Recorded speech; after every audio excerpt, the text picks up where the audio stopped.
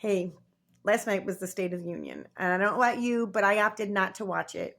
I don't really care to hear what his language right now or see his face. I opted to watch Black independent media, and I watched a couple different broadcasts throughout the day yesterday. One was a 24-hour marathon, just filled with experts, and I learned so much.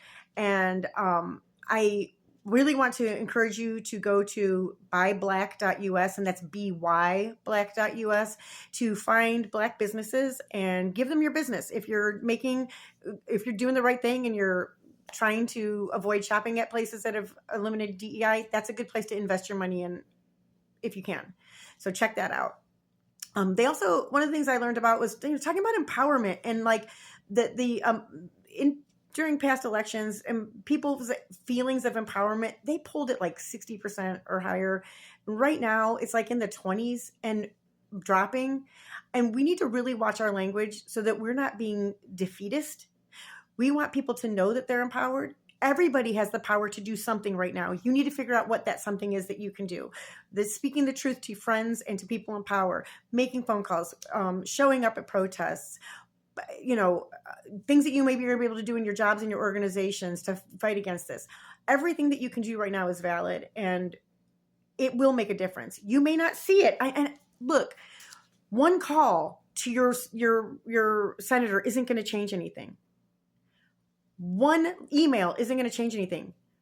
You got to get off that. You got to get off the fact of like, oh, when I called, they didn't seem excited to hear from me, or they didn't, I didn't get a good response when I called their office. So what? This is a fight. You're not going to get everything the first time you do it. You have to stick with it and persist and persist and persist. So that's where we're at today. Keep it up. Feel empowered, but understand that it isn't going to happen overnight. There's no silver bullet. There's no hero coming. Everybody needs to do their part. So you need to do it. Going on to talking about what the State of the Union actually is, I want you to think of a couple of things.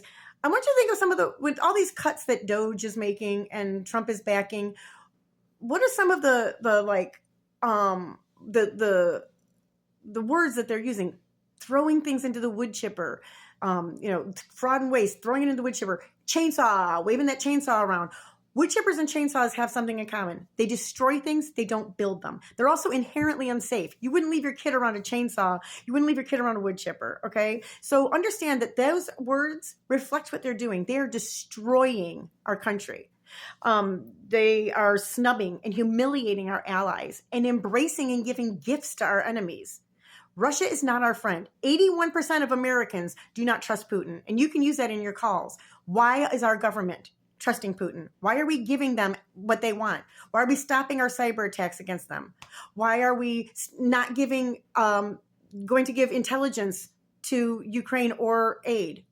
Why are we doing that? Why are we helping our enemy? Why are we helping someone invade a country, a sovereign country, and take their land and kill their people? Why are we doing that?